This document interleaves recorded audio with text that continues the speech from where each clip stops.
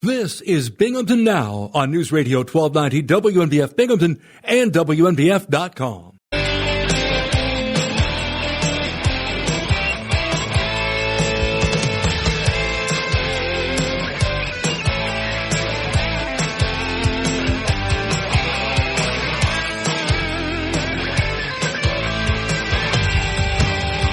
Good morning. I'm Bob Joseph. We are on the air. WNBF. We are on the air on this Tuesday, 607-772-1290, as we allow listeners like you to call in and talk with a host like me. 607-772-1290. The home of instant gratification. Good morning, you're on the air. What's your first name? Where are you calling from? I've been known to engage in that. I'm John, and I'm from Binghamton. Do I have it right that the Broome and Tioga Republican chairman failed to say a kind word or endorse President Trump? They may have omitted that. I'm trying to recall during our conversation. I think Benji Fetterman and Donald Castellucci were here for about 20 minutes or so on the Monday program. I don't recall them saying anything necessarily positive or negative about the Republican presidential candidate. Well, that might explain why Broome Republican MAGA voters can't get signs, even though they beg the Republican Party for a sign. They're not distributing the signs, Bob. This is part of a cooked-up deal. The cooked-up deal, Fred Akshar and Jason Garner, Dan Reynolds, they wanted that county executive seat to be unchallenged. They didn't want a MAGA person to get elected if Trump carries the county. These folks are not MAGA, and even when Trump prevailed, they have failed. They have nothing on their website support President Trump, nothing on it. So, it's time to cleanse the party. I know that they're having on November 2nd, I don't know what time it is, they're having some sort of celebration at the farmers market, the Cornell market. And I think every Trump supporter should go down there, and we should have a little rally of our own in the parking lot, because these are people, they're calculating, they're not for the people, they're for the small clique that has controlled the Broome County Republican Party, and it's a spin-off here after Tom Libous unfortunately died. It's time. It's time to have a showdown here and confront these people. This is outrageous that our local county Republican Party, led by a young, I won't call him a snot, but this has got to stop. This is ridiculous. All the goodwill that the Republican voters have for Donald Trump and have for each other is trying to be controlled and by a few. This is awful. All right. Well, appreciate your call. I did ask, I believe I posed a question to Mr. Castellucci about whether Donald Trump would be coming to Tioga County, and I think the response was basically no. Myself, I think he should visit Tioga County. I don't believe Donald Trump has ever been in Tioga County, New York. So I think he should. And when he's there, I think he should do a sit-down interview with a local talk radio host. It's 9:14 WNBF, WNBF.com. Bob Joseph, let's make another call here. Hi, you're caller number 2. What's your first name? Where are you calling from? Good morning, sir. It's Dave from Vestal. How's it going? It's going very well. Good, but hey, I'm with John. a cleansing of the Republican Party. I'll bring the soap to the parking lot, Bob. I'll be there. I love the idea. Yeah, you could go, as they say, in the showers, in the showers. Right. And then there'll be stories. Plenty of stories to tell with all that locker room talk that the Republican candidates so relishes.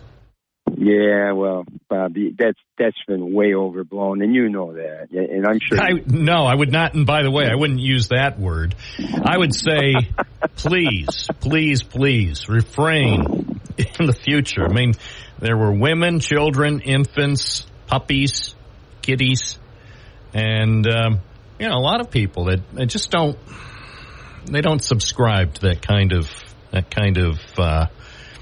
locker room talk. If you're going to talk like that, stay in the locker room. Do it. That's what he might do. Fresh off his fake working at McDonald's, maybe he'll stage a photo op in an actual locker room. That'll be next. Look, it's Locker Room Talk with Donald Trump and Billy Bush in the locker room live. Yeah, but if you look at the left wing cable channels, and if you were to see how they were portraying that, I mean, but we're down to the nitty gritty, Bob. Now they have no hands left to play. I mean, except the only hand they have to play is, one side can say we will give you plenty of fun and frolic and locker room talk and reports from the showers for the next 4 years, and then the other side says we won't do that. So I think the choice is clear. But real quick before I go, I want to. The main reason why I called, I want to give you the main two reasons that are leading to their demise. First of all, I know we talk too much about it, but we have to. The border, everyone that came in, schools are being overrun. Students are not getting... Schools aren't being overrun. What school is overrun? All of them, Bob. No. I drove by two schools this morning. Neither was being overrun. Okay, Bob. When you have kids in the classroom, they can't speak English. That's not good. Other students that are Americans, we're here. They're going to lose out on a better education because they allowed this stuff to happen. That's number one.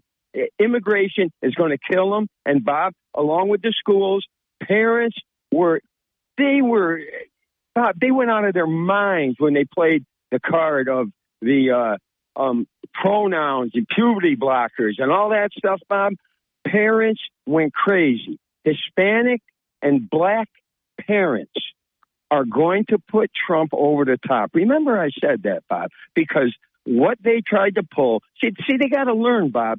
The country is not, you know, a liberal progressive is somewhere between a Marxist and a communist. We're not there, Bob.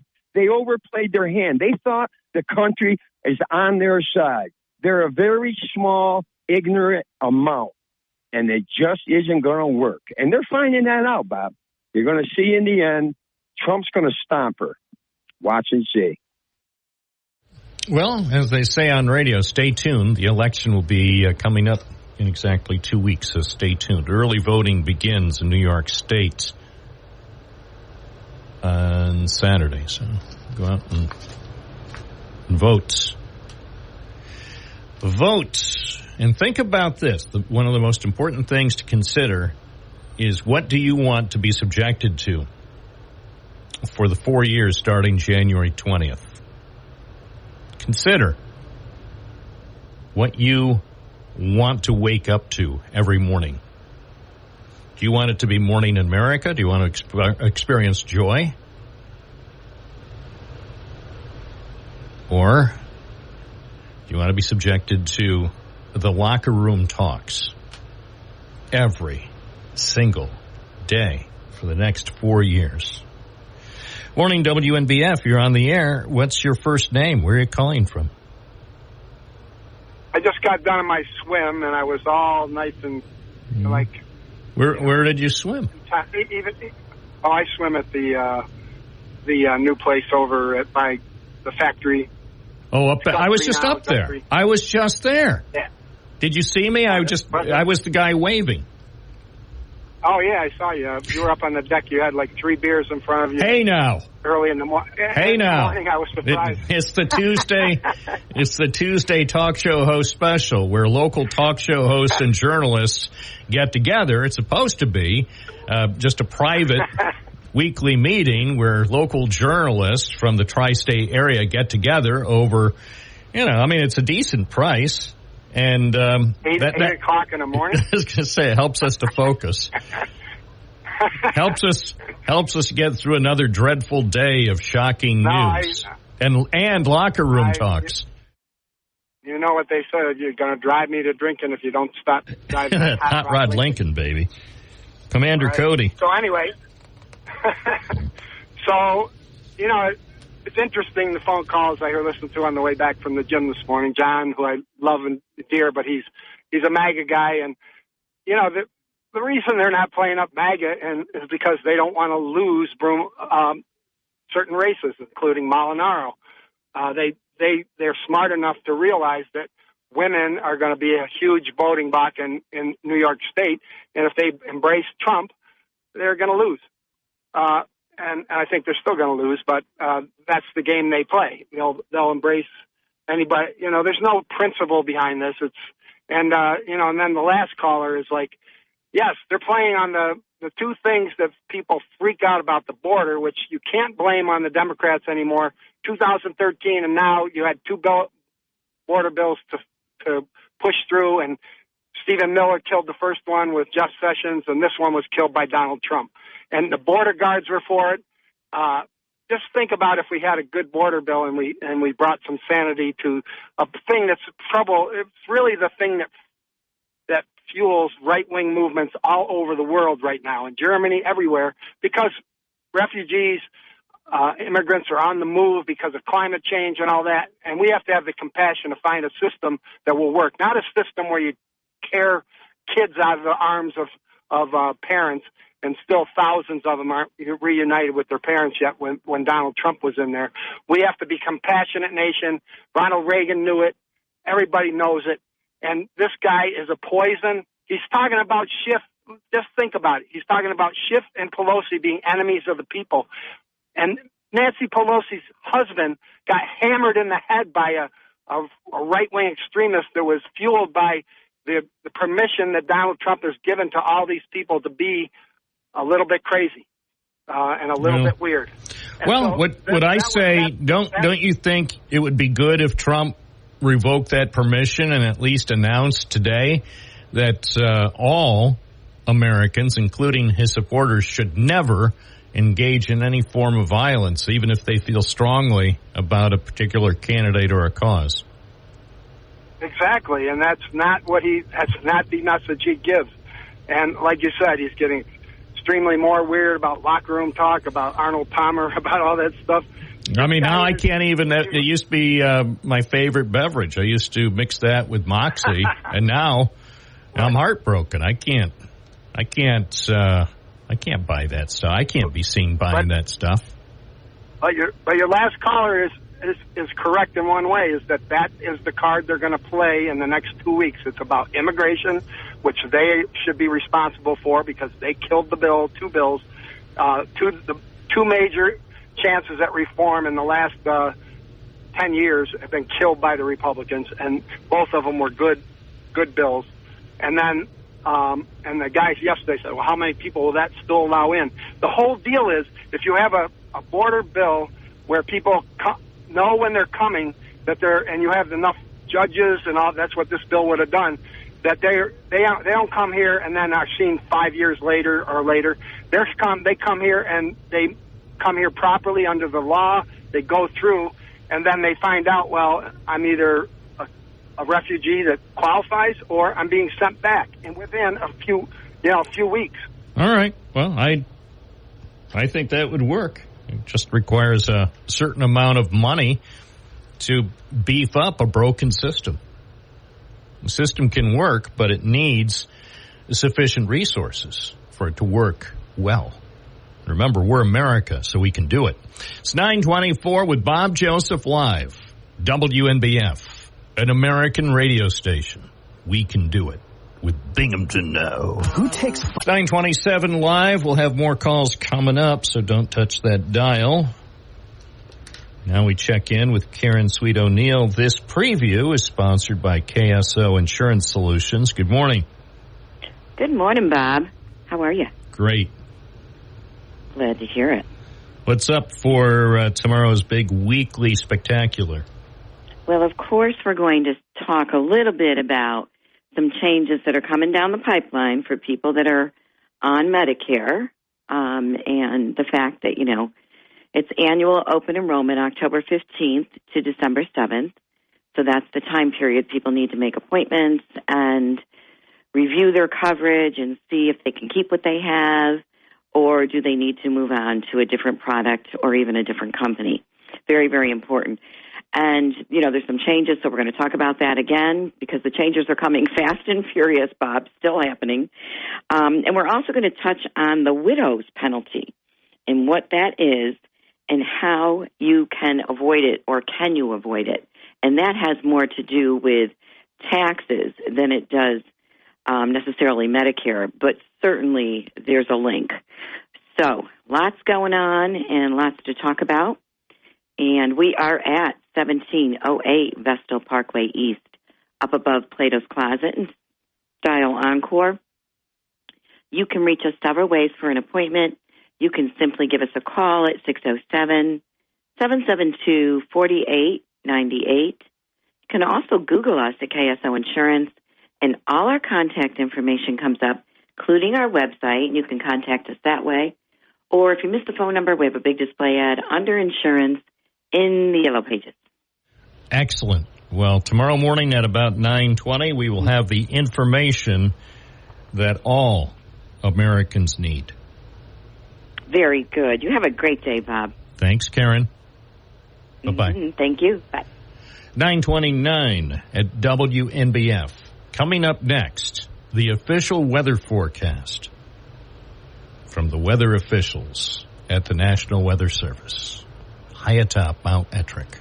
Hello, everyone. This is Bill Flynn asking you to join me on WNBF 1290, Saturday morning at 8 and Sunday morning at 7.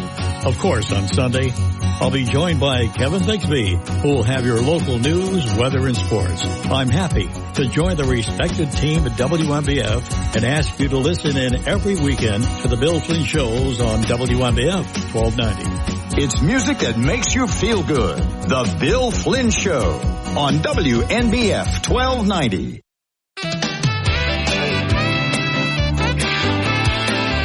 News Radio 1290 WNBF. 9:30 WNBF Binghamton. Now the forecast. Sunny today, high 80. Mainly clear tonight. Low 54. Sunny tomorrow, high 75. Mostly sunny Thursday, high 54. Right now, 50 in downtown Binghamton. It's 10 Celsius at News Radio WNBF. 92.1 FM, 1290 AM, streaming WNBF.com. Sometimes people say, well, Bob, what about the air quality? How come you're afraid to talk about that? I think it's bad to talk about our bad air quality 2 weeks before Election Day. I say, no, I shall not be deterred. I will tell you the bad news about our air quality. It is not good. It's the first time I've actually noticed our air quality around here being not good in a while. Usually it is good. Today, as I speak, I must tell you, it is moderate. Moderate. If you are unusually sensitive to particle pollution, consider reducing your activity level or shorten the amount of time you are active outdoors. The air quality index for Binghamton AQI right now is 57. If it's below 50, it's good. Unfortunately, we've got particle pollution, and we have the ozones. Had a guy who used to go up to our transmitter site on Ingram Hill and go out and try to trap ozones. It's a long story. Not a good story either, just a long, long story. But someday you'll probably hear about the whole thing right here on WNBF. WNBF.com has some local news that you may find useful. And here's a story, thanks to our listeners. And we owe a special dose of gratitude to listeners over the last week or so who had been telling us about this. And then finally we were able to report this story. I mean, I, for one, didn't see this happening. This was not on my bingo card for 2024. The YMCA in downtown Binghamton is closing its pool. Yeah, the swimming pool. It's been there for decades, and now it's going to close. It's going to close in 1 month. So if you want to swim at the Y in downtown Binghamton, you better get your swimming in fast and furiously. The pool will close November 23rd, according to a communique sent out by the board of directors. No names, of course, just the board. Seems to me if you make a decision like this, you should include your names, but respectfully, Board of Directors, YMCA of Broome County. No names. Your anonymous Board of Directors. So thank you for being part of the Y family. Thank you. We will close your pool November 23rd. We, as the YMCA of Broome County Anonymous Board of Directors, are excited and reinvigorated by this exciting vision for our future and will provide updates as our plans evolve. 160 years ago, our Y was founded as a place for men to stay while working on the railroad. Whilst we've significantly evolved over the years, and I read that exactly as written, not while we've significantly evolved over the years. Whilst we've significantly evolved over the years, our organization has always remained true to its roots and continues to work tirelessly to strengthen the foundations of our community. Thank you for being a part of the Y family. Respectfully, Board of Directors, YMCA of Broome County. No names. Dear valued Y member,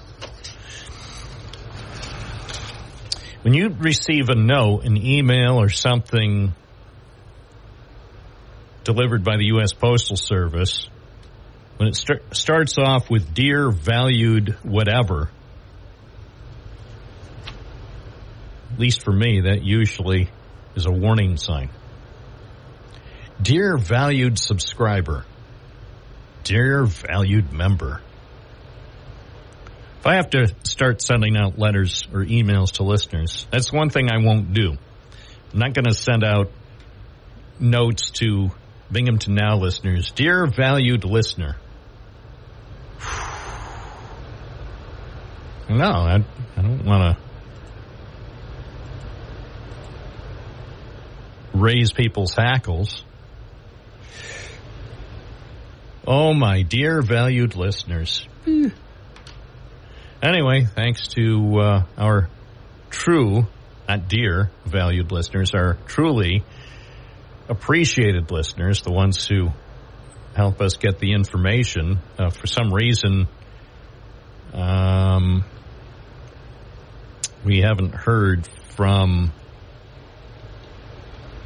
the person in charge. YMCA CEO Gareth Sansom has not returned calls. Trust me.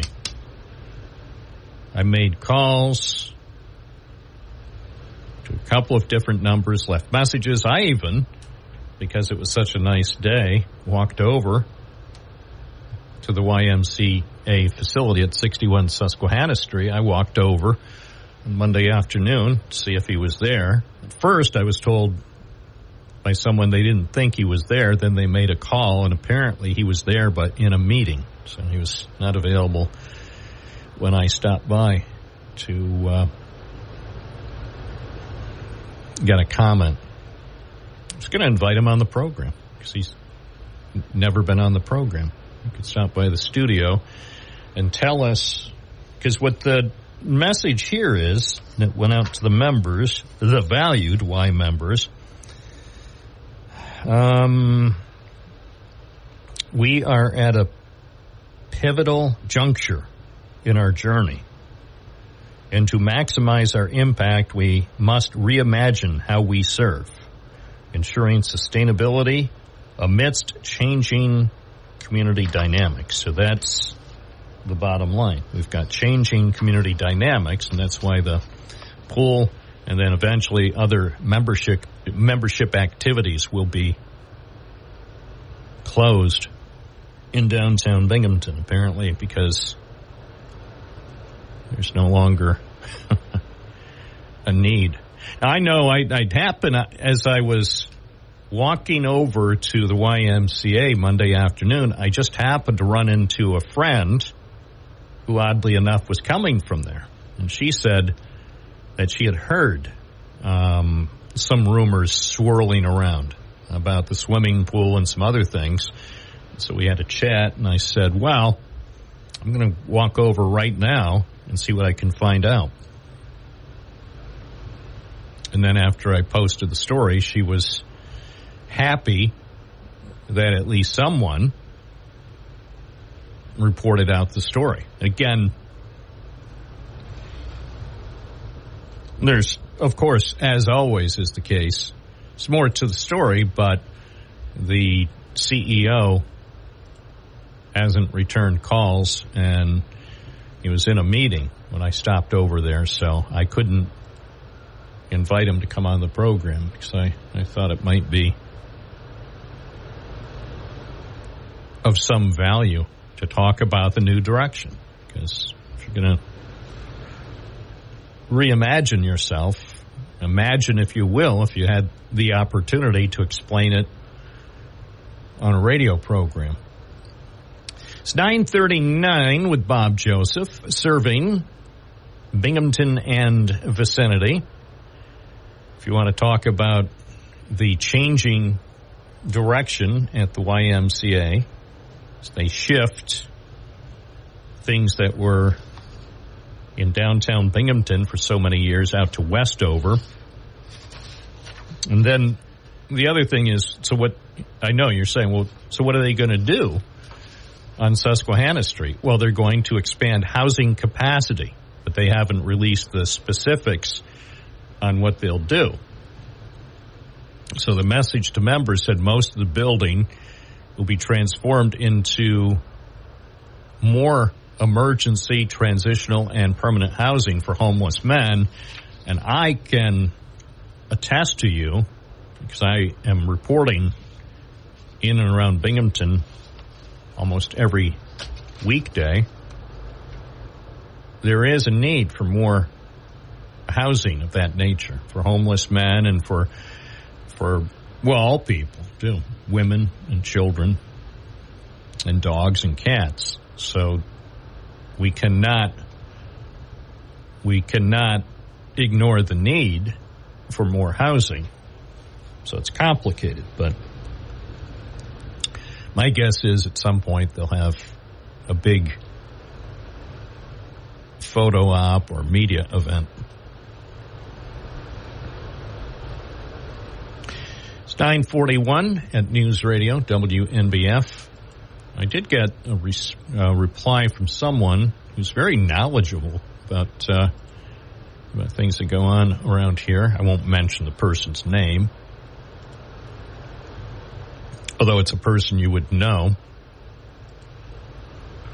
After reading the story about what is happening with the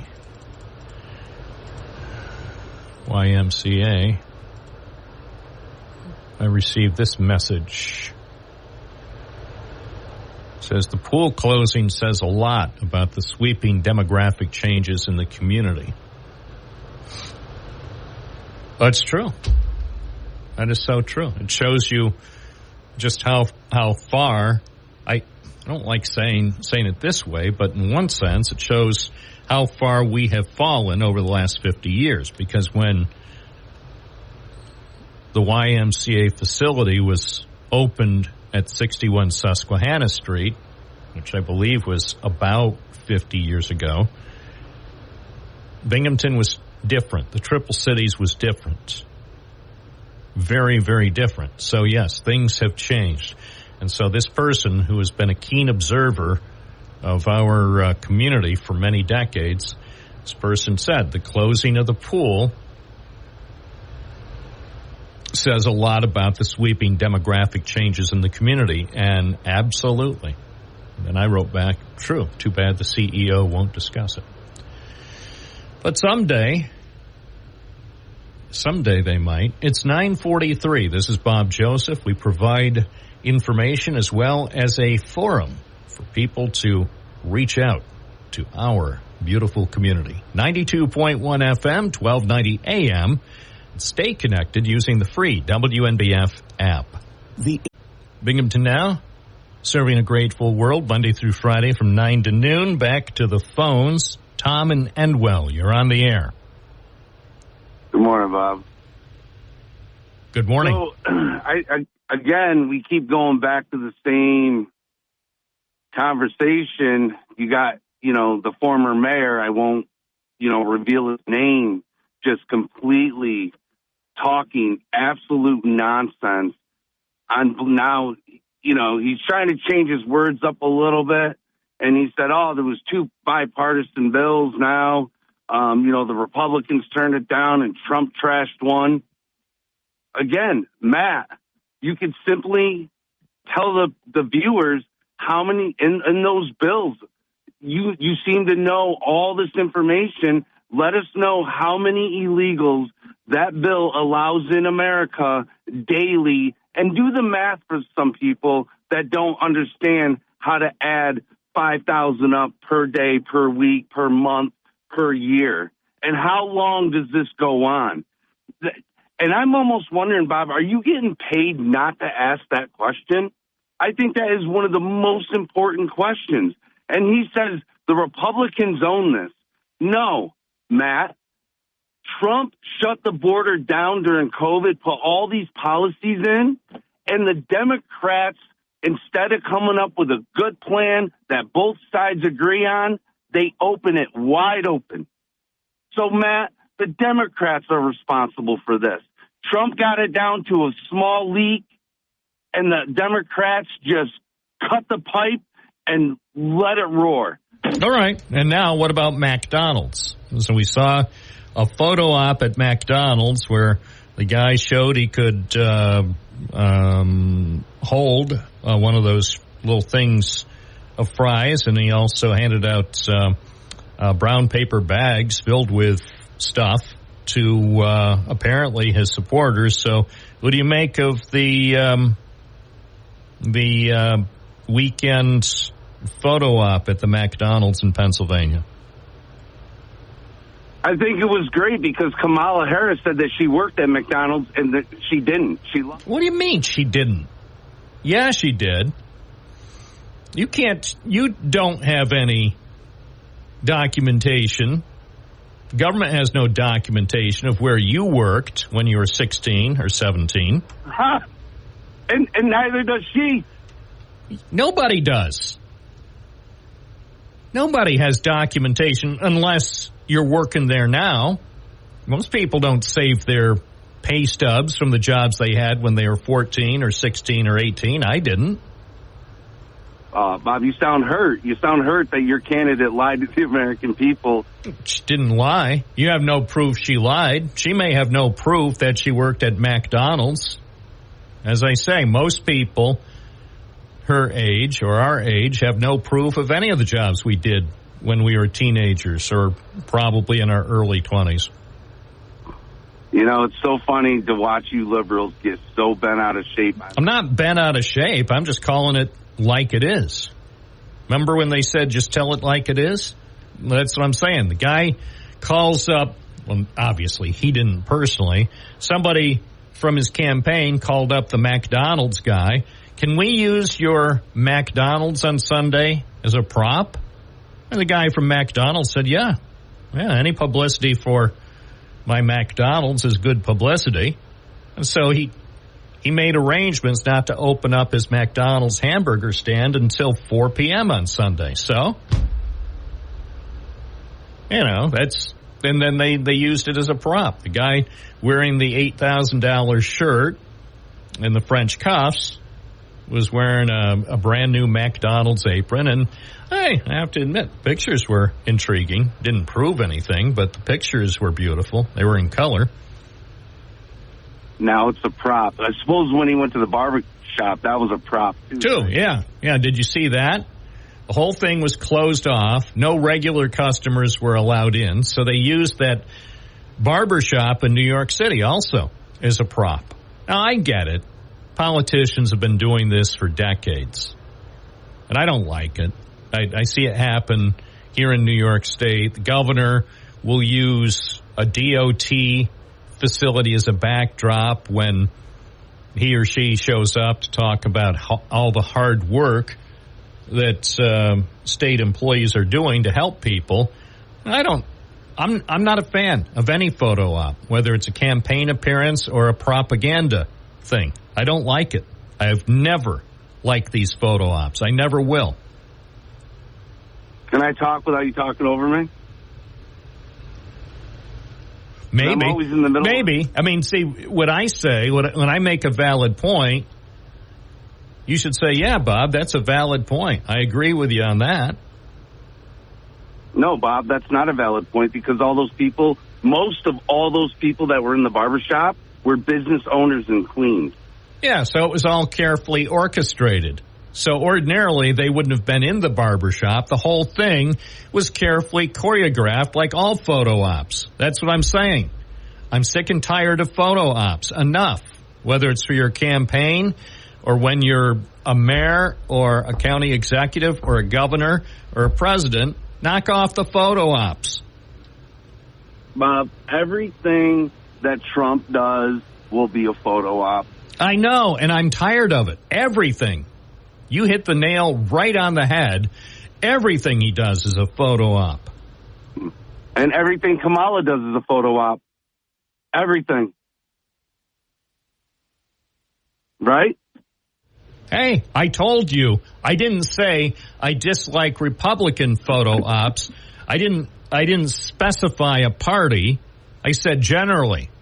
And this any photo op, as a journalist, I don't like. As a citizen, I don't like. As a voter, I don't like. It's fake. It's completely contrived. It doesn't... Everything's fake, Bob. Everything. Well, it doesn't have to be. You're right. Most everything these days presented to people at so-called news conferences or media opportunities, you're right. They're contrived, they're orchestrated, they're choreographed, and it's time, I think, for that stuff to stop. If you want to provide information, go to a plain room with a plain backdrop with no logos and just start answering questions. Trump does that all the time. No, he doesn't. He doesn't answer questions from all reporters all the time. He answers some questions from some specific reporters some of the time. He's very careful about who he permits to ask him questions directly. No, that's Kamala. No, that's Donald. Kamala. That's Donald, too. It's both. It's both. Neither presidential candidate has shown a willingness to answer unfiltered questions from any journalist or from just average people.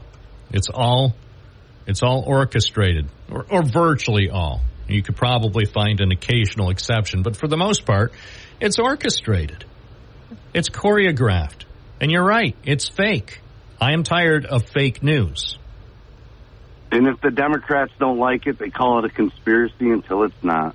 But I didn't say. I wasn't directing this at one candidate or the other. Yes, the most recent, most egregious example was the McDonald's charade by Donald Trump, making it sound like he's working there. He wasn't working there. He's performing. It's performance art. The guy is more than a leader. He's an entertainer.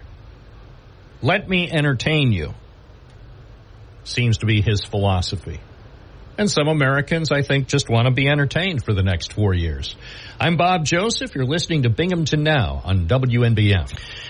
It is Tuesday morning, WNBF and WNBF.com. We welcome back to the program Julia Grella O'Connell, and we have some information about a special event. Dancing Queen, the music of ABBA. Yes, indeed. Ooh, I love ABBA. Who doesn't love ABBA? Oh, the thing that makes me sad is they're no longer together. Well, that's been true for a long time. I did a lot, I took a deep dive into ABBA history as I was preparing press materials, not just for you, Bob, but for in general. And yeah, they broke up, I want to say, 1978, which is amazing because of the longevity of their great, great catalog. Their music is the best. And I'm looking at the list. You sent out a list of the songs that are featured in the program, which is going to be presented by, of course, the Binghamton Philharmonic Orchestra, and it's coming up October 26th at the Forum, so just a few days from now. But Mamma Mia and SOS and Money, Money, Money, Take a Chance on Me, Dancing Queen, and so many more. So they'll all be featured in this special program that's coming up Saturday evening. Yes, and they are going to be delivered by the Binghamton Philharmonic Orchestra with these beautiful orchestral arrangements, along with a live rock band and 4 wonderful vocalists from Canada. It's a group called Genes and Classics, and what they do is they do these shows with orchestras, so it gives a very beautiful sort of uplifting live music, acoustic orchestral feeling to it, and they sound great. They really sound great. I was listening to some of their recordings, Genes and Classics, and they are so accurate to the original tracks.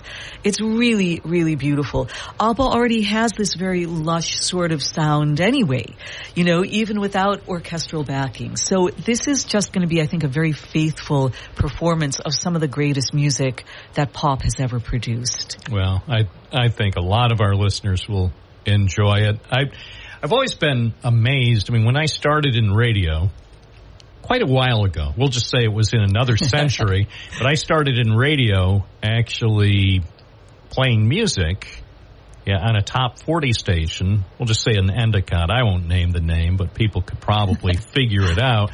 And so we were still doing well with music on AM, of all things. You know, that shows you how long ago it was. And some of the songs that we were playing, queuing up on the vinyl on the 45s, were ABBA songs. Yeah. And it was just almost every song just was a special 3-minute or 3.5-minute bit of joy, because a lot of the other songs that were on the playlist weren't nearly as joyful or necessarily as well produced, but the ABBA songs were also very good. And then I came actually over here at NBF before we went to an all-talk format. Much of WNBF's playlist in the late 70s and early 80s included ABBA songs, so they were both good for the top 40 stations, and back then WNBF was playing what we called adult contemporary. I mean, it was popular among the teenagers and with older demographics too, and that popularity remains today. Yeah, I love ABBA. I mean, even their sad songs are joyful. And, you know, what's great about this show, so we've been selling a lot of tickets, and we have everybody coming. You know, I got a call yesterday. Some grandparents wanted to take their 10-year-old granddaughter, and I was chatting with them. I was like, oh, does she know their music? And they were like, well, some of it's coming back on TikTok. And actually, I have teenagers, and yeah, my teenagers are familiar with ABBA from TikTok. So everything old is new again. But honestly, ABBA, I think, appeals to everybody, every demographic. They're pop, they're disco, they're ballads, they're beautiful, soaring female vocals. They have this sort of classical aesthetic, too, with the keyboards and the strings. And so, I mean, it's everything. ABBA is everything. Beautiful, world-class pop music. And this is part of the pop series. I see that there will be additional shows in the pop series coming up in December and then going into March and May of next year. That's right. And people who love ABBA are also going to love our last pop series concert, She's Got Soul, featuring Capathia Jenkins, who's a great Broadway star. And she's going to be doing, that's May the 3rd, she's going to be doing the greatest hits of R&B and soul from the 60s through the present. So I think that there's a lot of love for, if you love ABBA, you're going to love Capathia. Well, this weekend, of course, we focus on Dancing Queen, the music of ABBA. That'll be Saturday at 7:30 here at the Forum Theater, just about a block away from where we are right now. If people would like to obtain tickets, what can they do? They can call us at 607-723-3931 or go online to our website, binghamtonphilharmonic.org, and purchase tickets online. And we look forward to seeing everybody at the Forum on Saturday. And there's a line on the website that I find intriguing. If you call the box office, you could get free tickets for kids, 17 and under. Absolutely right. As I was mentioning about these grandparents getting a free ticket for their 10-year-old granddaughter. So kids 17 and under are free. And that is thanks to the generous support of Visions Federal Credit Union. So to get free kids tickets, just call us. 723-3931. And your kids can go without you. We often have like 16-year-olds going on first dates and what have you. It's very cute. So anyway, ABBA is loved by young and old. Call the box office for free kids tickets. Julia Grella O'Connell with the Binghamton Philharmonic Orchestra. Thank you very much for taking a short walk on this beautiful, beautiful morning. This is the type of morning where you look forward to taking a little walk to a radio studio. Exactly. It's so nice. Even though we're here inside, no windows, it was no hardship getting here. Inside our little radio bunker, and I'm going to be freed from my radio cage in just 102 minutes. But who's counting? Yeah, hopefully you can go outside and enjoy the beautiful day. I'm going to be out reporting for a few hours this afternoon. I'll go out and find some news, maybe Otsningo Park or Round Top or a place like that. Yeah, hope the news is peaceful. It will be. Thank you so much. Thank you, Bob. 10:18. Okay, 10:18 WNBF. We will take calls. I will take calls. 607-772-1290. This is Binghamton Now on WNBF. 607-772-1290. And indeed, one of the nicer October mornings that we have experienced in quite a while. Today, sunny, 80. Tonight, mostly clear, 54. Tomorrow, sunny, 75, and Thursday, mostly sunny, 54. So you can't really beat that. Somebody this morning said it's more like late August instead of late October. That's what somebody said. I didn't catch the person's name, but I think somebody was right. And right now in downtown Binghamton, it's 56 at News Radio WNBF, 13 Celsius.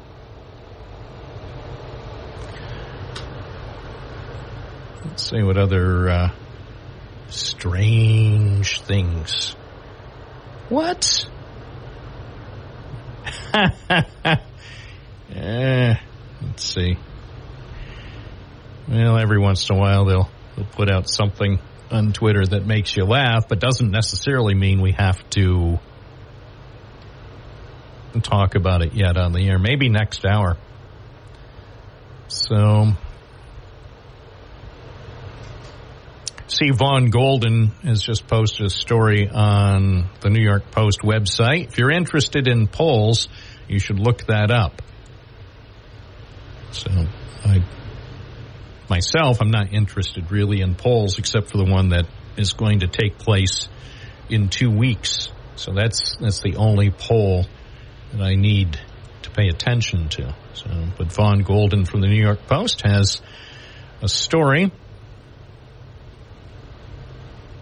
online. So if you're one of those folks who loves the polls.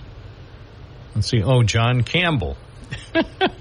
So apparently the Siena poll just dropped a new release, and so now John Campbell also has done a story about the Siena poll. Well, there is a market for that, but not here. Not here.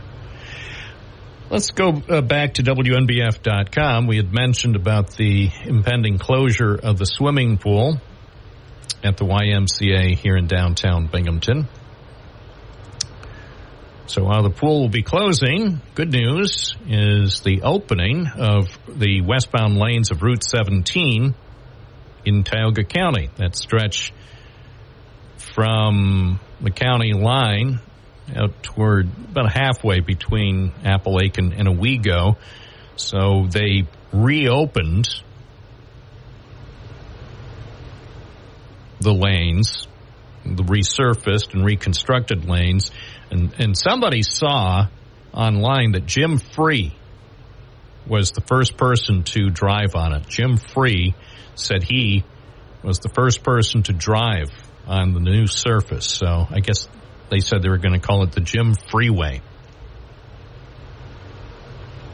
Makes sense. So I've driven that stretch a couple of times now, and it's nice. It's very nice, although I have to say, I don't understand if you spend that much money and that much time on a reconstruction project, why it's not completely smooth. I'm going to talk with some people in the industry to see if there's some kind of logical explanation. Because I know on a lot of projects where they do resurfacing, and it's all great. We know roads have to be resurfaced every 40 or 50 years, so it's great when it's finally done. But the one thing I don't understand, because I'm not in the business, I don't understand when they get done with a major reconstruction or resurfacing project, why it's not consistently smooth. Why do you have areas where there are bumps or seams or aberrations? Now, I know some of it is, obviously you stop at the end of the day. It's not you start paving and then pave the whole 5 or 6 miles until you're done. So I understand that there will be sections where they have stopped and then started again. I just don't understand certain sections that don't seem all that smooth. I mean, certainly it's better. Don't get me wrong. I'm not complaining. I'm just observing that there are spots along the way where I'm not really clear. I admit I'm not clear on the concept, but there's probably an excellent reason why some of that stuff happens the way it does. Sure there is. The other thing I noticed, because I was actually on a special mission this morning in Tioga County, for some reason, as you head through the still a single lane stretch of 17, if you're heading eastbound because the concrete barricades are still there, somebody thought it would be cute to put one of those orange and white construction barrels in the lane for exit 66. So eastbound traffic getting off the highway at Appalachian exit 66, somebody thinks it's cute to put a big orange and white construction barrel in what should be the deceleration lane. And actually, I noticed that, I think, Saturday night, and it almost caused a crash on Saturday night. So inexplicably, It's almost as though they're trying to set up all the elements for a serious crash. It's also right there. They have somebody put up a sign that says rough road. Instead of filling a giant crater in the driving lane on 17 eastbound approaching the Appalachian exit, there's still this giant crater unfilled, and so they put up a sign that says rough road, and that way, I guess, if you hit the crater the wrong way and have tire or vehicle damage, they can say, well, at least we told you so. And then I think right after that, they have mysteriously posted a single orange and white barrel designed to create chaos and havoc. But maybe they'll fix that today. It's 10:29. Let's take another call here at WNBF on this Tuesday morning. Good morning. You're on the air. What's your first name? Where are you calling from? Hi, it's Chris. I'm calling from Binghamton. How are you, sir? I am well. Thanks for calling in. So I heard you talking about 17. Yeah. I also noticed that when you drive up 17, it's got like noticeable dips in it at 75 that are pretty drastic. You know what I mean? And, see, nobody will ever tell me why, and I'm always afraid to ask because then it sounds like I'm ungrateful that they did the work in the first place. And it's not that I'm ungrateful; it's just I'm curious. When they do this work, isn't there a way? Doesn't the state have some kind of guy? Okay, that's sexist. Doesn't the state have a person that checks when the project is done to see if it's nice and smooth? The quality control official? Yes. Yeah. Yes, and did that person get laid off, or is that person working on the campaign? Obviously, my construction field tells me a lot. So there is definitely certain points of that highway that the calibration on the pavers were not set at thickness correctness. Whereas, they're ripping 3-inch strip all the way from point A to point B. There's some thin points where the dip happens. And that's more, in the state of GPS and stuff like that we have today, I'm not sure, dozers, and graders, they all have GPS to set grades and stuff like that. Why isn't the paver having the same GPS and reading the same GPS? I'm not really sure. That would logistically tell the supervisor or the person who's inspecting the overall project that this section here only has 2 1/4 inches when it's supposed to have 3 inches of top coat. That just kind of seems different that a brand new highway that is, at 75 has got such noticeable dips in them. Yeah. What I'm concerned about, I'm concerned, not just now in the first days after it's reopened, but how then is that going to wear? Because the state, I'm sure, is expecting to get at least 15 or 20 years of use out of this redone section because they spent a lot of money on the first phase of the project. We spent a lot of money. What my concern is when the snowplows start ripping snow off of that, is that, those dips do wear more than a flat, planed out road, whereas it really has some inconsistencies that me as a contractor would say, no, that's a failure. That is not right. And this needs to be corrected. But give it 2 years, Bob. There'll be noticeable dips, and those dips will be saw cut, and they'll refix it. Like job security is really what it is. They'll take more tax dollars to fix it. Well, that's what that's what that stretch of 17 has meant, as I've observed it over the last 15 or 20 years. It looks like it guarantees that maybe not every summer, but about every other summer, there's going to be some kind of a major pavement repair or sealing or some sort of project where sections have to be torn out and replaced. And it's like, we even saw it here in Binghamton.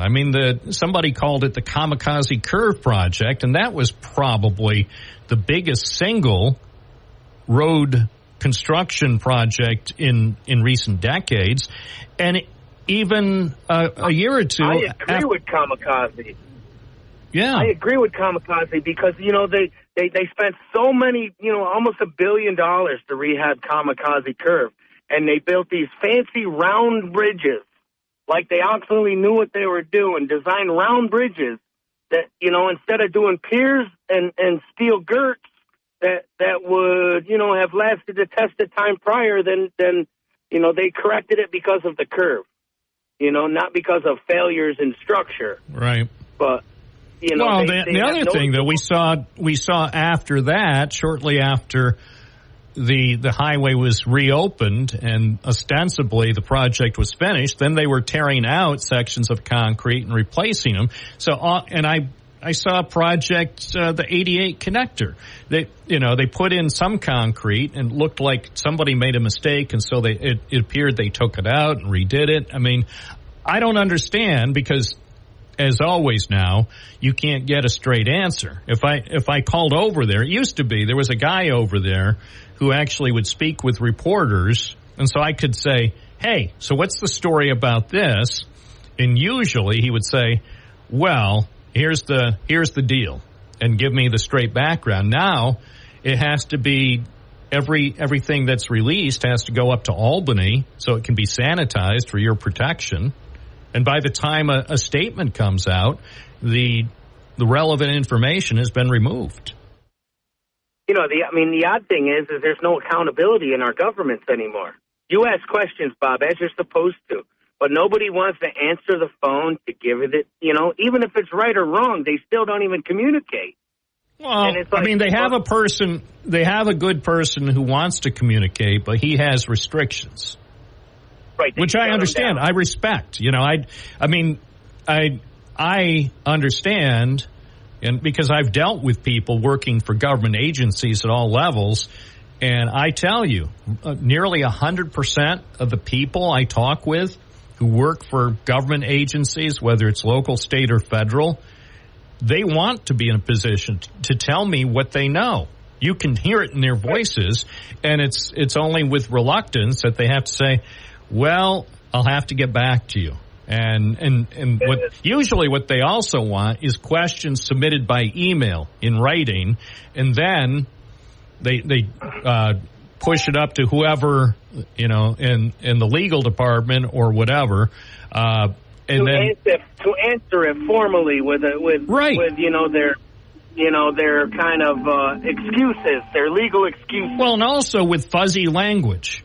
So they fuzz it up so you don't, you look at, it's like you send, say, 5 questions, maybe you get 5 responses, but you still are saying, after the responses, you say, but gee, I still don't know what the real deal is. And that's intentional.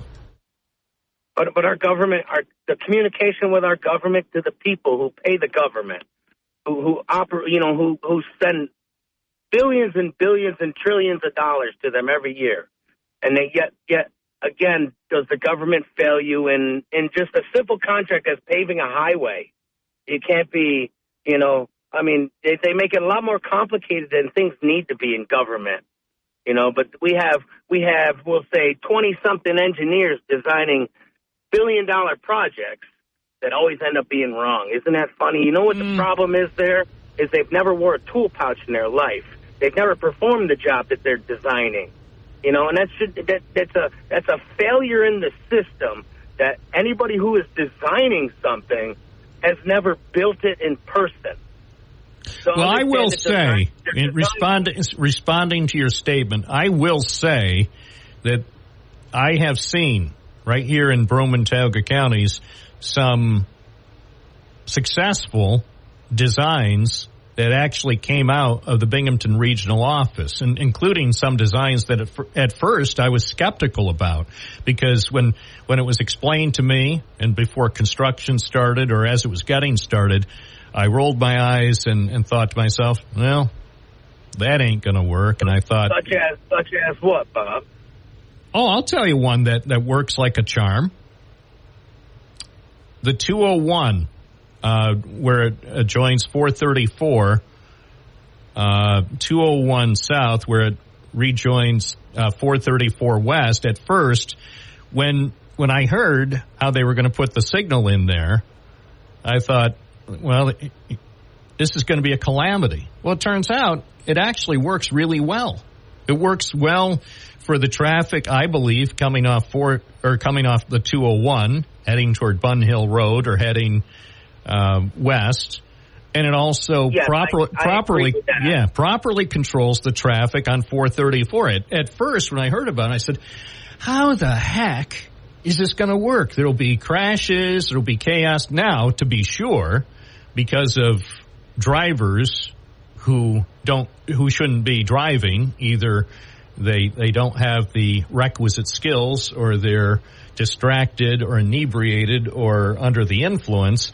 Now, sometimes there are crashes on the off-ramp. That's why they put up the signs, which you should never have to put up signs that say, be prepared to stop. You should always be prepared to stop. But they had to put those up because some people were like, oh, I think I can just zip right down and merge, which maybe if you've never been in this area, maybe that's what you think is supposed to happen. I think that traffic light is right. Yeah. I mean, because everybody sits up 434 in that section pretty good. So yeah. I thought them checking that speed actually worked out and allows everybody to safely get off the 434.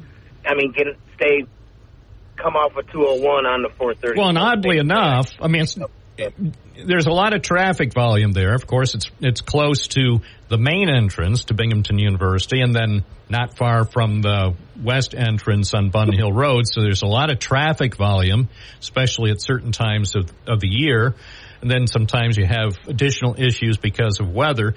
But overall, even though that's a fairly complicated intersection of two busy roadways, 434 and 201, I think overall that works like a charm for traffic coming in all directions. It's one of, even though there's a lot of traffic there, I think it actually has turned out to be one of the safest sections of 434.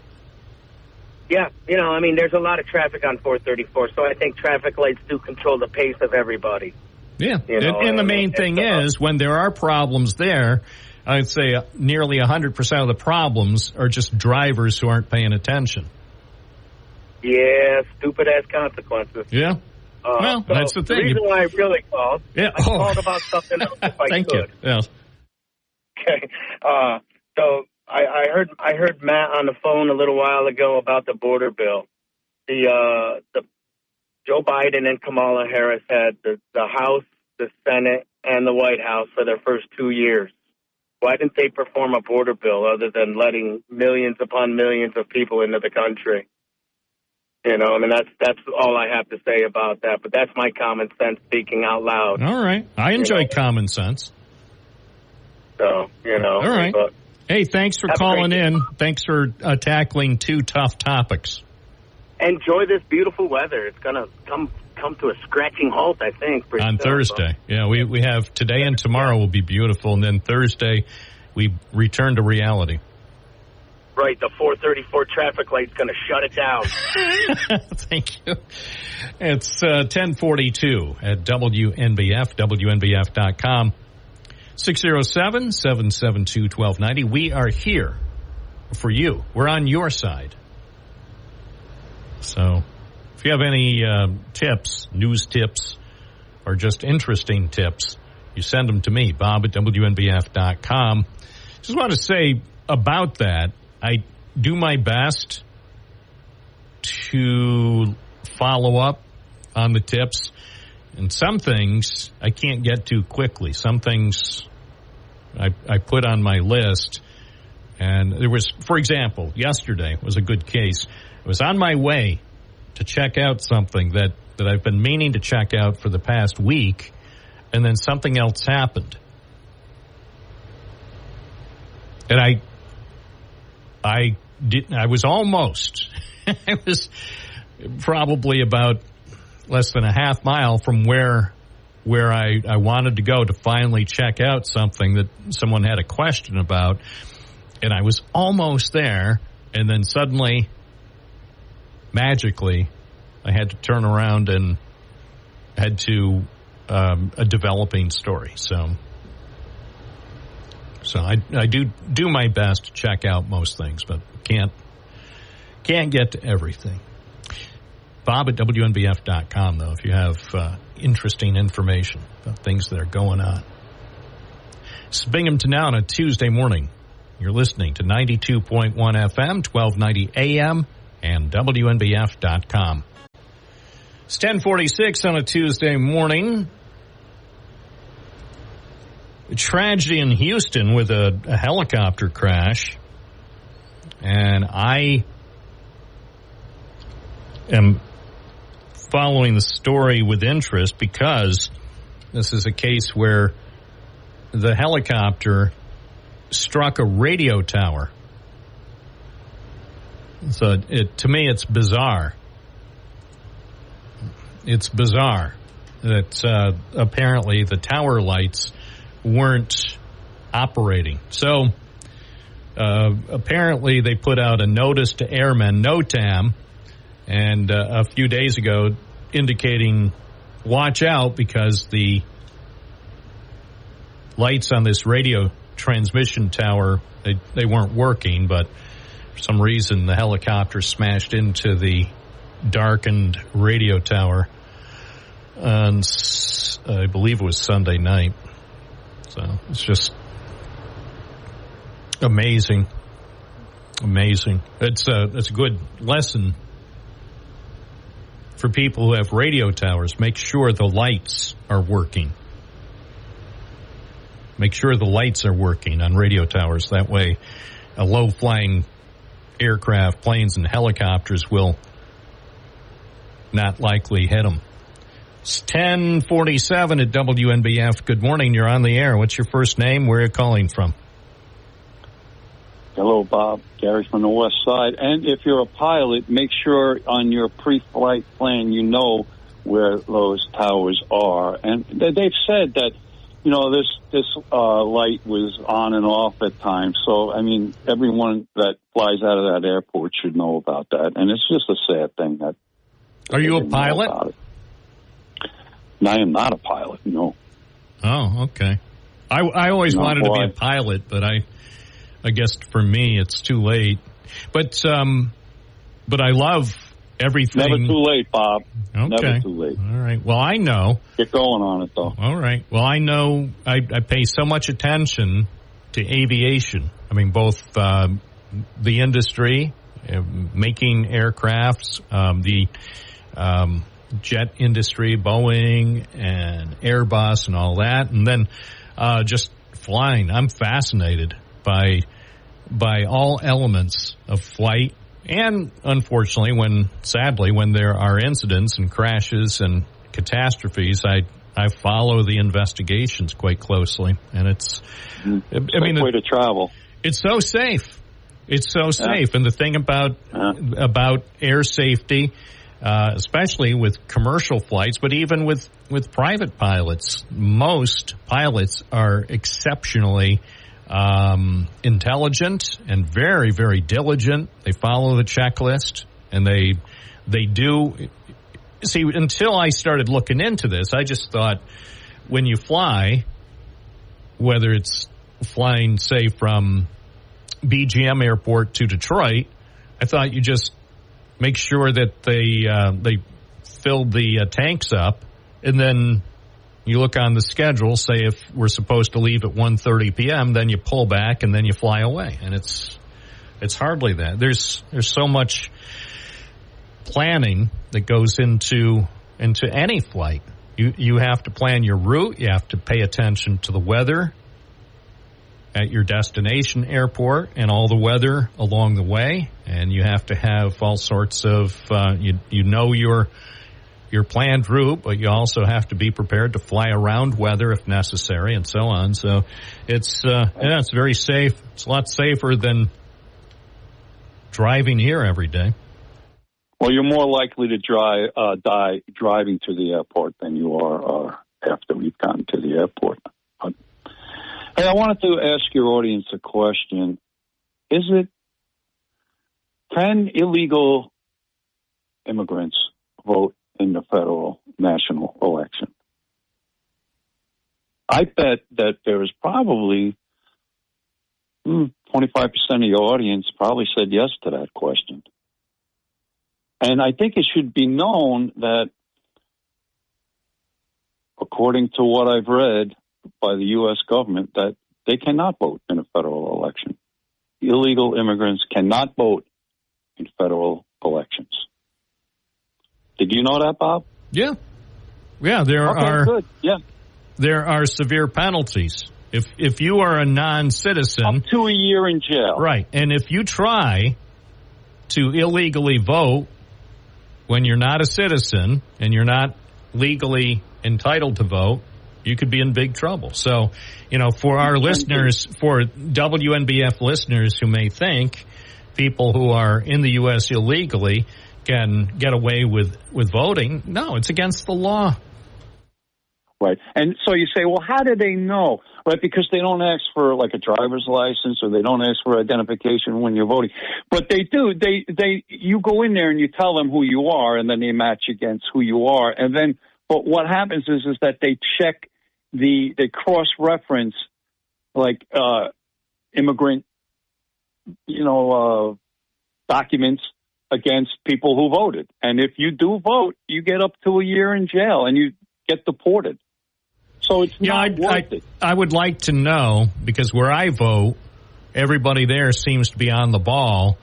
If I were in the United States illegally and I tried to go to my current polling place or any other polling place where I've ever voted, if I was in the U.S. illegally, there's no way that I could successfully cast a ballot.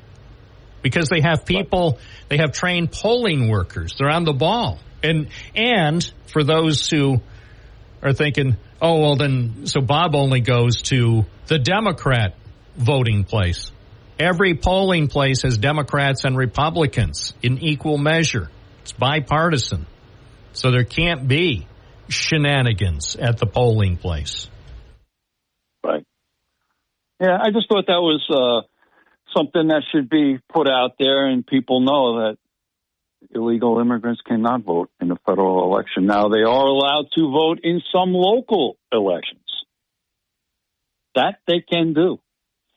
I don't know about New York State, but there are some municipalities that allow them to vote in local elections. Yeah, well, I don't think they can do it in local elections around here.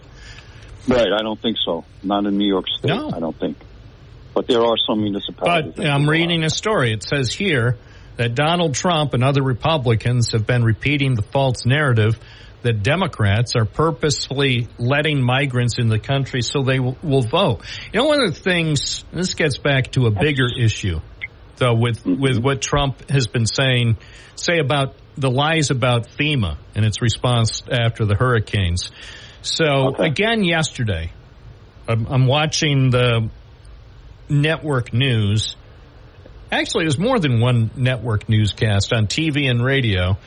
And they say, and Donald Trump continued to campaign today, pushing false narratives and making more false statements about FEMA's response to the hurricanes in the Southeast. And then they go and play one of his lies. And I'm thinking like, oh, that's great. So every time he does another lie at a campaign appearance, in the interest of fairness and balance, these so-called liberal media outlets replay an 8 or 12-second clip of one of his lies. And they think that, oh, well, we're doing a public service because we announce, as part of the story, Donald Trump keeps lying, and listen, here's another lie. And I'm thinking, no, that doesn't help things, because you keep playing the stuff, and a lot of people will probably say, well, you call it a lie, but Donald Trump said it, and you just played it, so it must be true.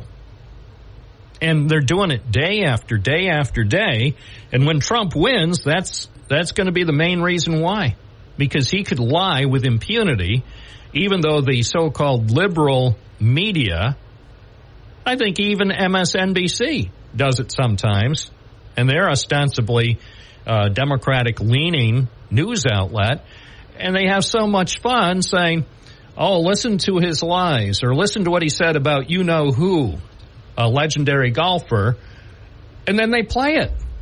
And I'll tell you why they play it, Gary, because it's entertaining. It clicks. It gets Right. clicks, and people Right. watch. You know, more than ever, I'm convinced, even 2 weeks before this very critical election, I'm convinced the people running the so-called liberal networks or even the conservative networks, they only have one thing to do, not so much to inform, but to entertain and amuse. And to try to put down, Bob, like Donald Trump, during that whole, when he was in Latrobe, right, I'm sure that he said some things that he wanted to put in policy and how he's going to do it. I'm sure he did. They will never play that. They don't play that. No, because that's not entertaining. Right, but that's what I know. I know. Exactly. Yeah, it's so sad. It's like you're going to play the thing about him making an off-color comment. Okay. Well, whose fault is that? That is the news fault, Bob, yeah. And you know that. And we all know that. And again, it's not just the news, it's the news business. In America, we have the news business, and the most important thing is to make lots of money every quarter. Not just the same amount of money you made last quarter, but more.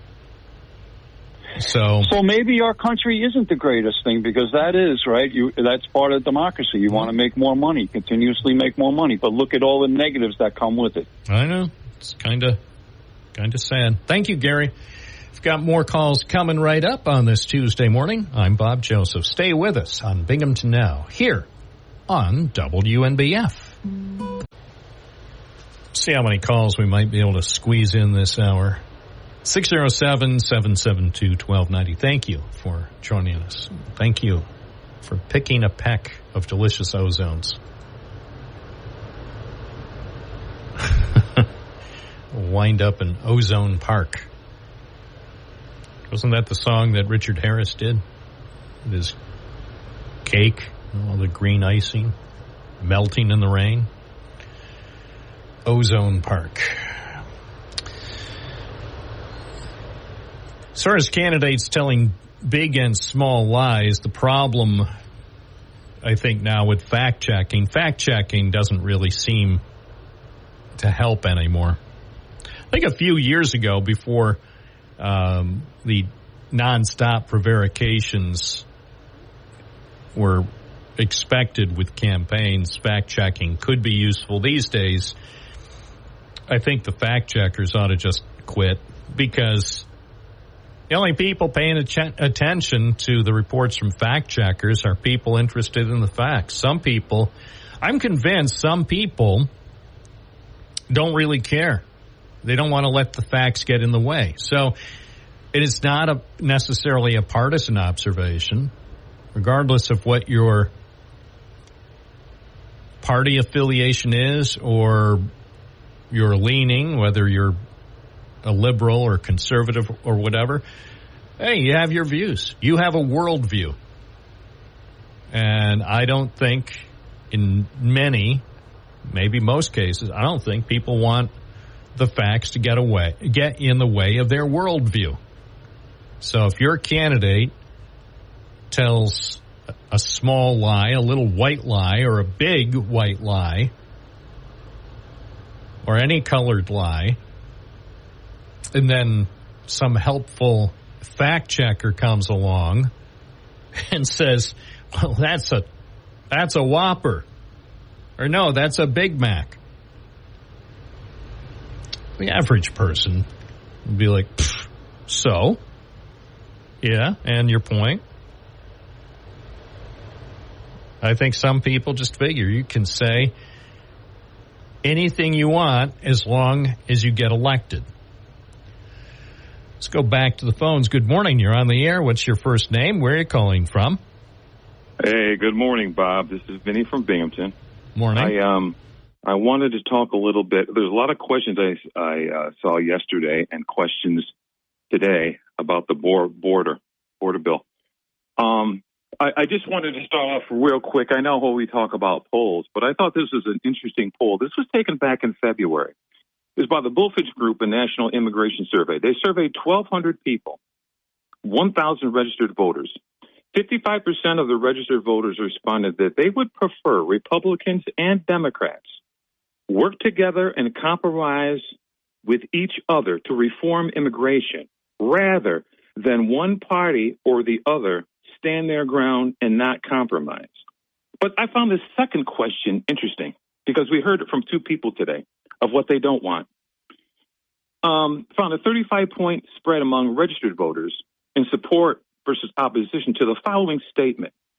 Language that dehumanizes migrants at U.S. borders contradicts our values and harms efforts by Republican and Democrats to work together on common sense solutions. See, that's one of our problems. And I don't even have to point out where that is coming from, is these just talking bad, the language that is used on these migrants. And so I pulled up, and once again, I gotta thank. I don't mean to put him in the spotlight, but I gotta thank Joe from Owego. Thank you, Joe, for at least looking and understanding how big this bill is. But I thought I would kill some myths, Bob. Myth one: this bill will let 5,000 migrants into the country per day. No, it doesn't. The bill ends catch and release. The new border emergency, the BEA, closes the border to prevent the system from being overwhelmed. You see, Bob, there's a fence. Stop. Oh, it's too much. If stuff goes on in Guatemala or some of those countries, some of those places down there in South America, and you get a flood of people, we can only take a certain amount each day. And it also talks about President Biden, Trump, Obama, and Bush were not able to secure the border to the fullest extent because Congress failed to provide sufficient resources to pass this. Right. To pass this stuff. If Congress doesn't want to appropriate the necessary amount of money and wants the system to continue to be in disarray the way it has been for many, many, many years, that's a choice for Congress.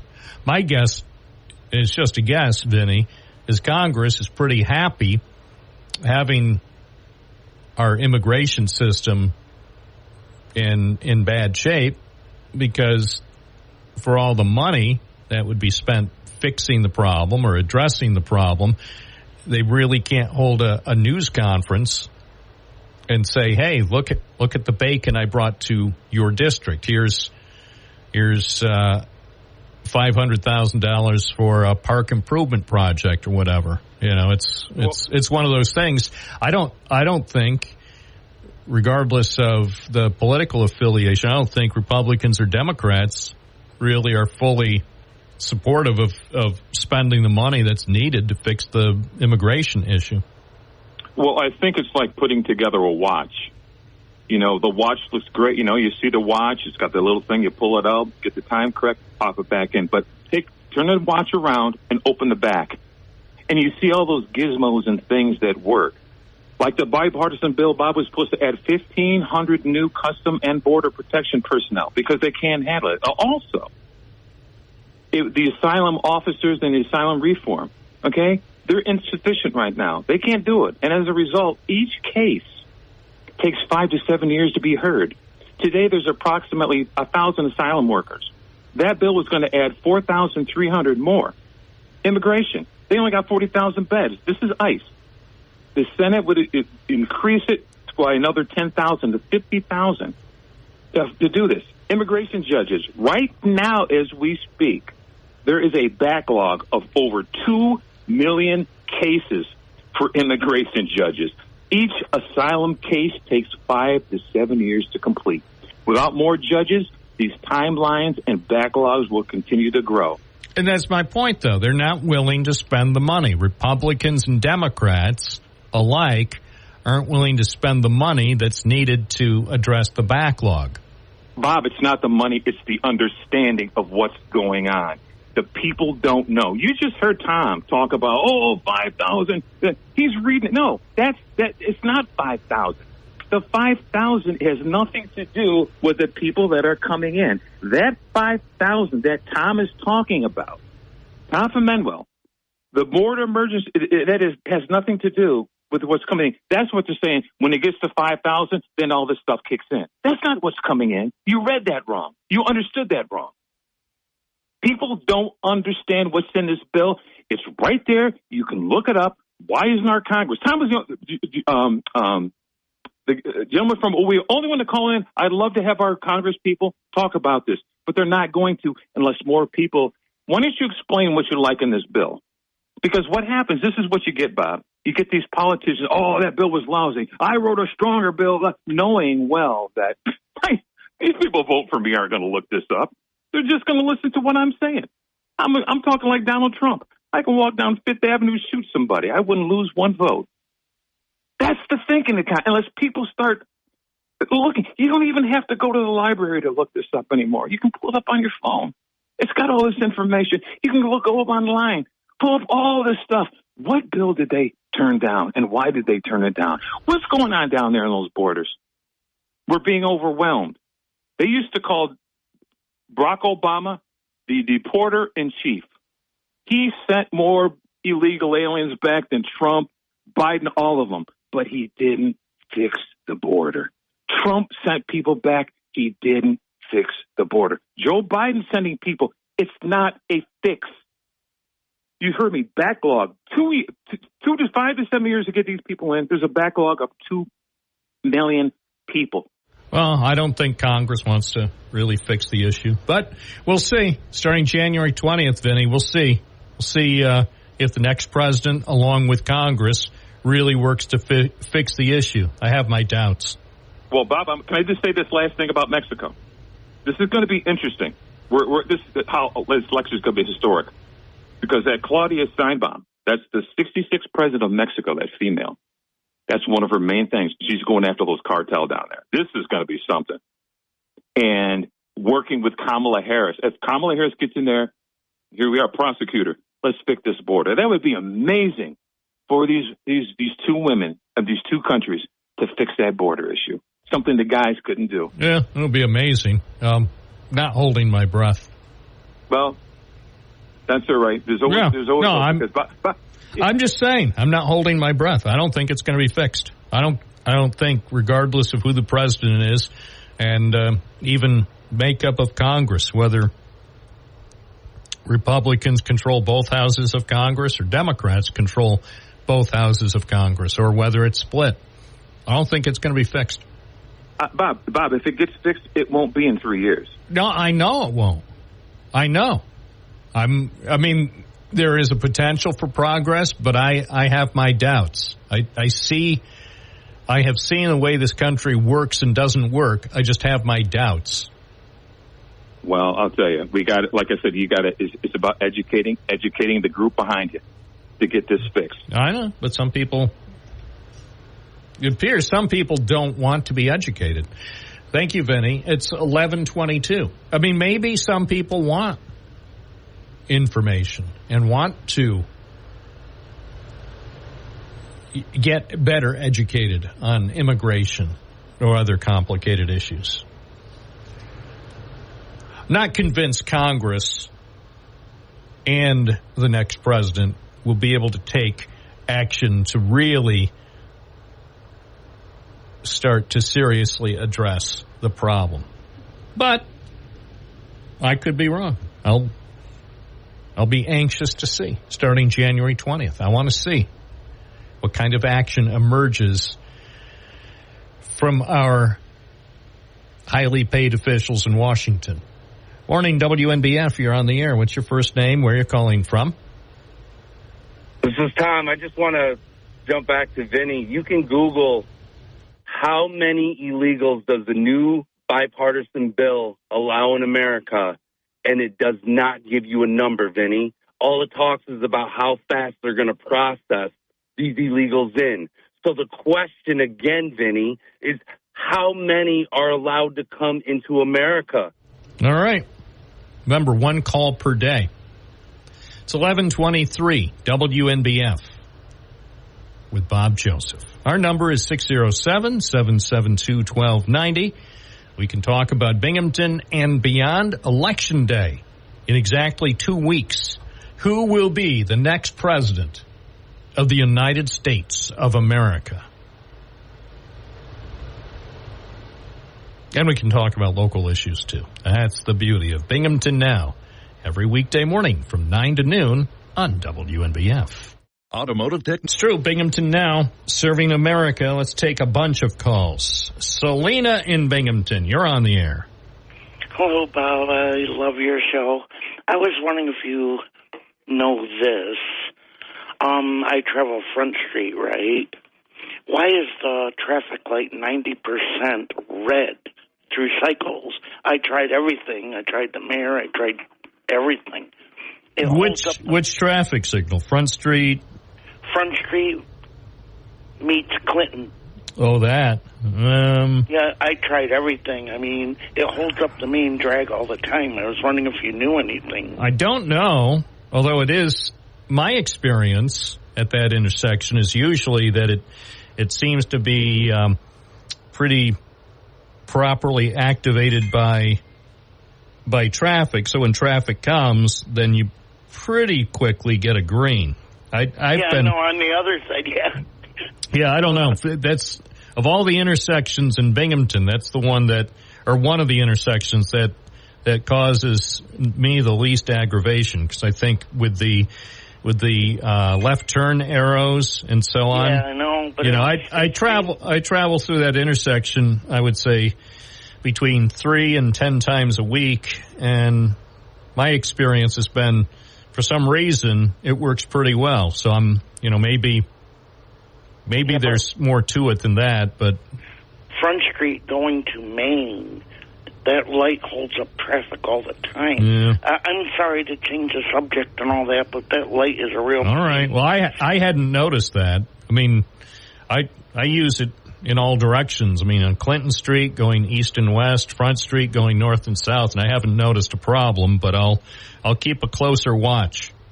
Okay, I just threw that out there. Okay, I appreciate it.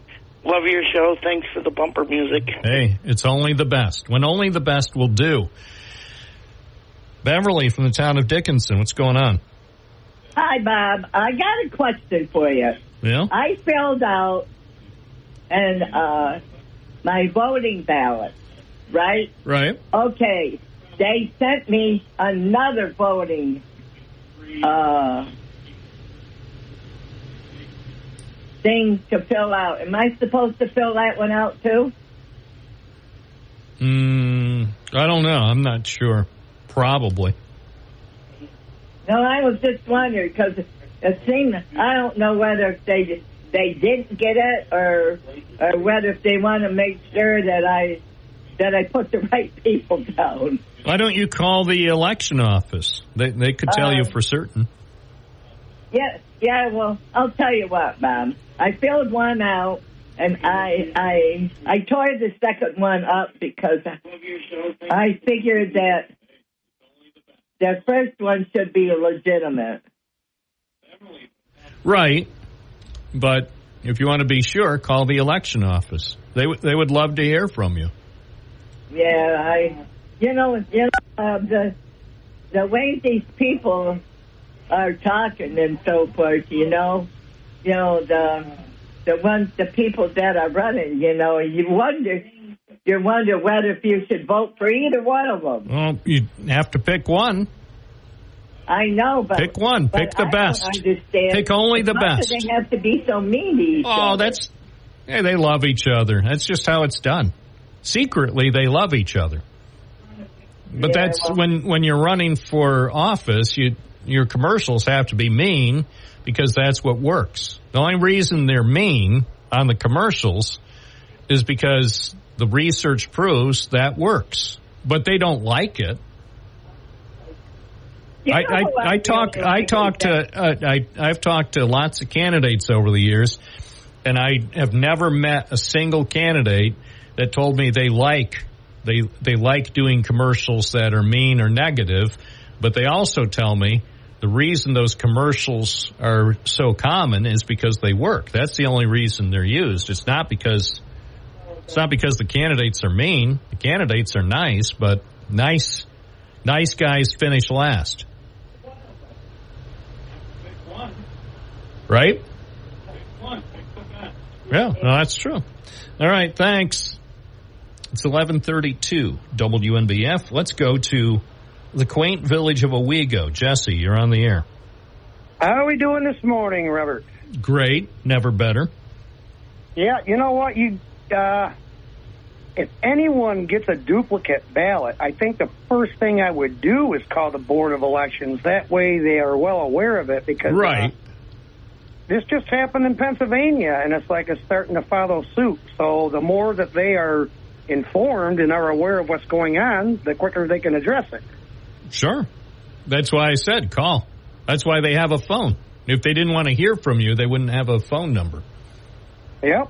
That's just like here. If I didn't want to hear from people, I wouldn't give out the number, 607-772-1290. But I want to hear from people, so like some companies, have you noticed on some websites, companies go out of their way to hide their phone number because they don't like you?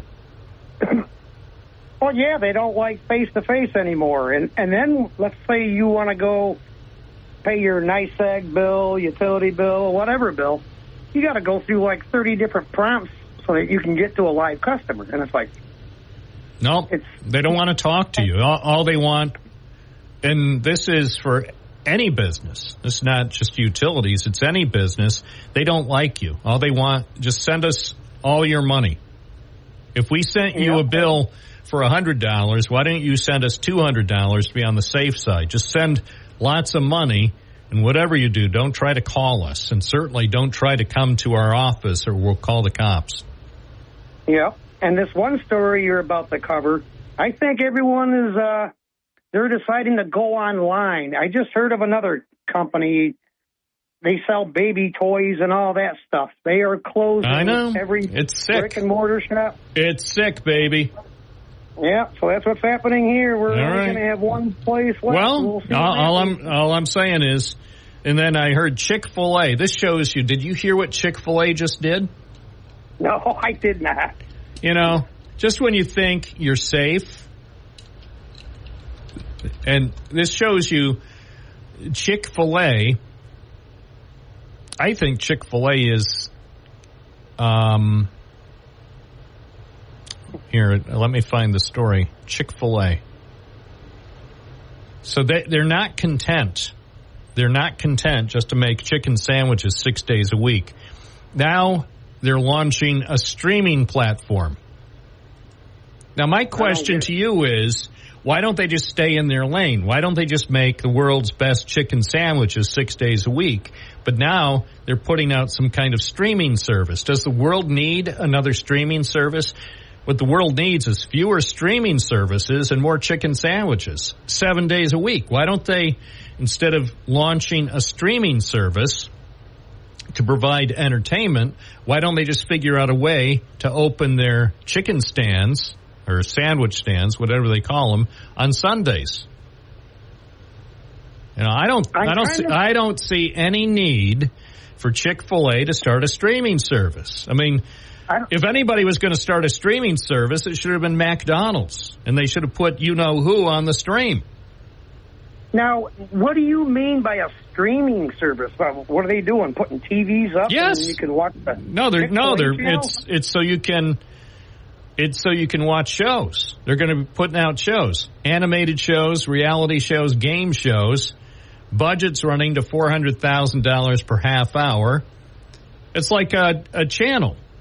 Or with, it's, do we need Chick-fil-A? I mean, that's why we have Netflix. That's why we have HBO, or whatever they call it now. It's been rebranded.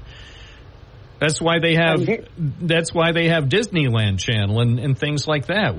Chick-fil-A, instead of starting a streaming channel and providing us with entertainment, I say, why don't they go back and have a big meeting to figure out how to get their restaurants open on Sundays? I'm at a total loss. And here I thought the Disney Channel was convoluted. Oh, my gosh. Now we're going to have a Chick-fil-A. Pretty soon it's going to be...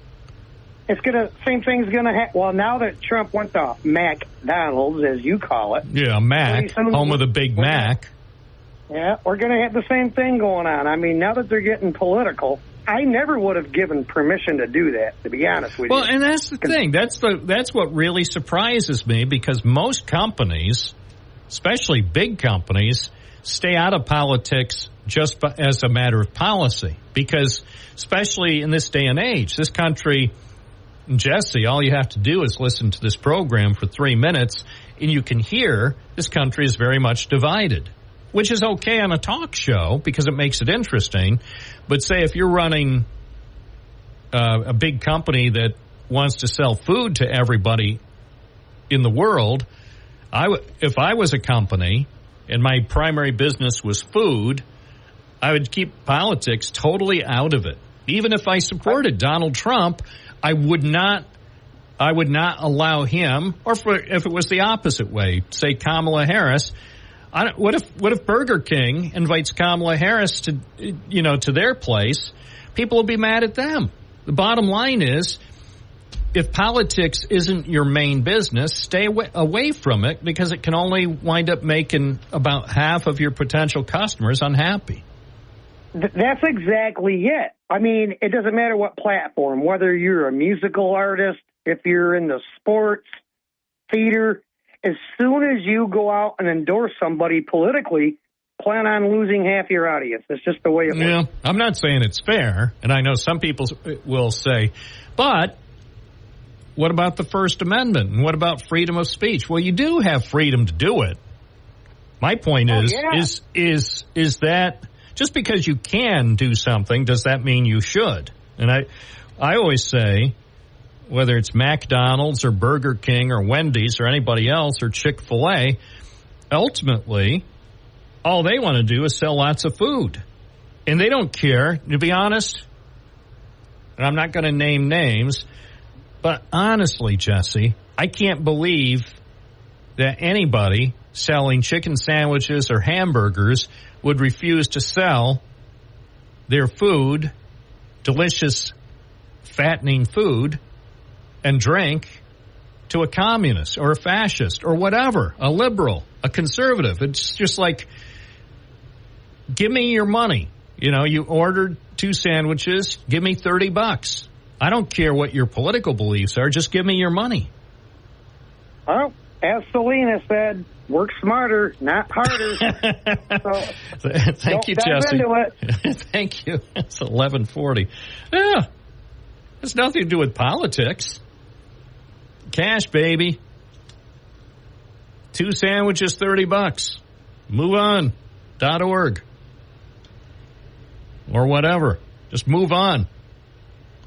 You got cars behind you. We need more money. Move it. Move them out. Hi, it's 11:40. Let's take another call. You're on the air. What's your first name? Where are you calling from? George Soros from Shenango Fort. All right. What's your real name? Vic Furman from Shenango Fort. Hi, Vic from the Forks. Good morning. Good morning. I saw that commercial that they put out about George Soros supporting Riley, and I spit my coffee all over my newspaper, which I had to buy at the store because I don't get home delivery.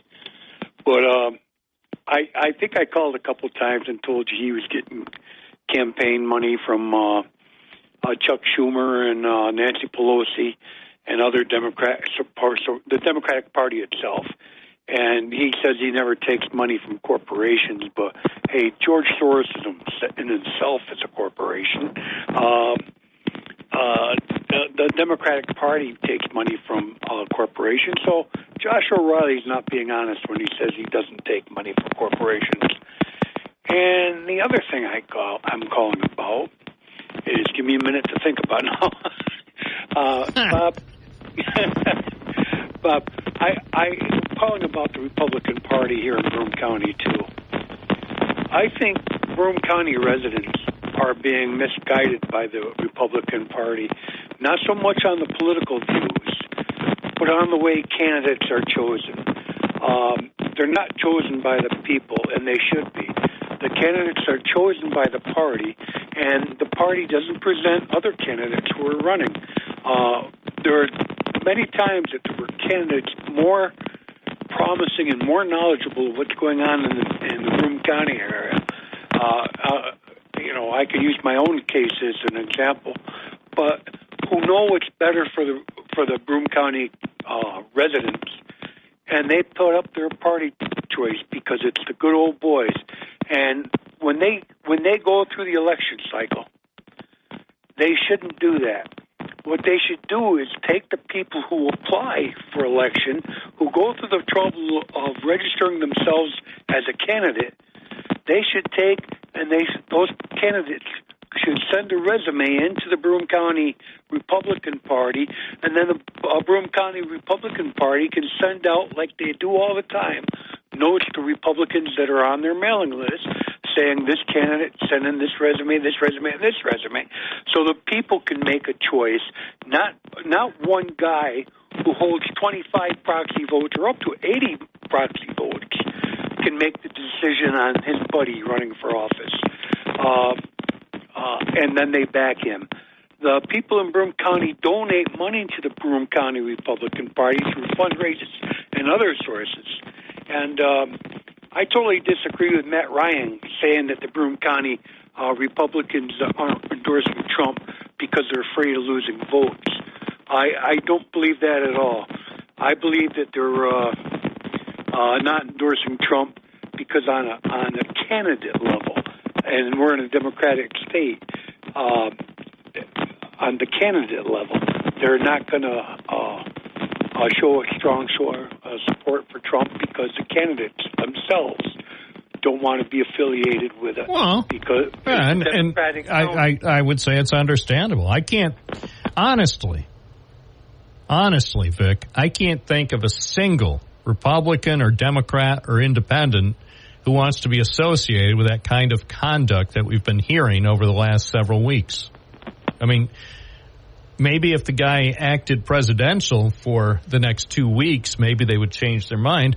But the locker room talk, the innuendo,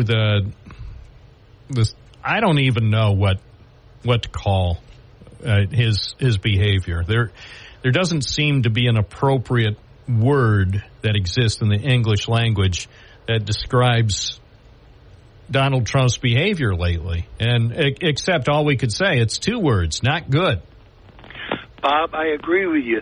People I know who are supporting Trump, they get together, we get together, and I'm just talking a few associates of mine and people that we get together around to hear a conversation.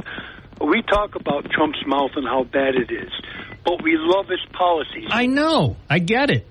And that much I understand. That's what I understood when he won in 2016. He won because a lot of people like his politics. He lost in 2020 not because a lot of people didn't like his politics. It's because of his behavior. And if he loses this time, it also is probably going to be to his bad behavior. Because people, honestly, Vic, people are starting to get so fed up. Now, the bottom line is, of course, who actually votes this year. Early voting and also on November 5th. If enough of Donald Trump's ardent supporters, people who truly, truly believe in his political view and his worldview, if they get out, if they're motivated, then he can probably win. If a lot of them are just fatigued and in some ways just disgusted at his behavior and are tired of it, he might lose. And, of course, the same could be applied with Kamala Harris, too. She has to motivate her supporters of all ages to actually get out and vote. And, as people have pointed out, even if Democrats have a majority in terms of registration, traditionally Democrats don't vote in the same numbers as Republicans. And that's why sometimes Republicans will win elections even when they're in the minority in terms of registered voters. All right, Bob, let me get this off my chest. I know you're an election denier. I'm not. I've seen enough evidence online, at different sources, and don't ask me to name them because I can't. I see them on multiple sources, that there was over, I think it was 16 million votes casted, more than there was registered voters in the United States. I don't know if that's the exact number, but it's somewhere up in that area. I see lately that Governor Newsom in California is fighting to allow illegals to vote using the argument they live here now, they should have a say in their politics. No, they're illegals here illegally. They should have no say in politics to change the life of Americans that have been born, raised, or came here illegally. Well, he's entitled to his opinion. His opinion didn't change anything. This is going to electoral fraud. His state's going to allow him to vote according to him. Well, I don't know. He doesn't make the rules. Lawsuits. The governor doesn't make the rules. I don't believe that California is going to intentionally allow people who are in the United States illegally to vote in the presidential election. I don't believe it'll happen. They're being sued, and it looks like they're not going to be able to do it in this election cycle. And we'll see. I mean, say what you want about California, but there are people with a lot of common sense in California, too. And believe it or not, Vic, some of the people in California who have a lot of common sense are actually Democrats. Yes, sir, I believe that. And I also saw the convention that Trump had there, or the rally that he had, and it was a packed house. Right. And so in the end, the turnout in every state, especially the battleground states, including Pennsylvania, that is what's going to decide this year's election. Turnout. Who is actually motivated, and who will just sit home and listen to Binghamton Now and refuse to vote. By the way, on Election Day, November 5th, you can listen to Binghamton Now, all 3 colorful hours of Binghamton Now on Election Day, and you still have plenty of time to vote. So don't let listening to Binghamton Now or the other fine programs on WNBF, don't let our fine broadcast offering serve as an excuse why you somehow weren't able to vote. Vote if you believe in democracy. This is Bob Joseph. More calls coming up on this Tuesday morning on WNBF. This is 11:53. Returning to the busy phones, Martin in Binghamton. Good morning. You're on the air. Yeah, I'm not going to hold back because this guy didn't. Mitch McConnell, what he said about Donald Trump.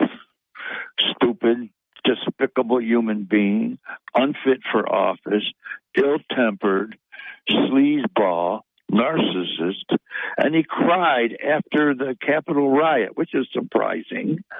Well, why did he cry? Wait, who said that? Mitch McConnell in his new book. Mitch McConnell said that in his new book? Yes. Yeah, it's been out for a little while. I'm not his book, but these excerpts are, and this was all kind of. I just went back on Google to make sure I was right, and yes, and I just gleaned that off of this morning. Cried after the Capitol riot, So I wouldn't doubt it, because somebody else said that, he's a thin-skinned man baby, which he is, don't say that.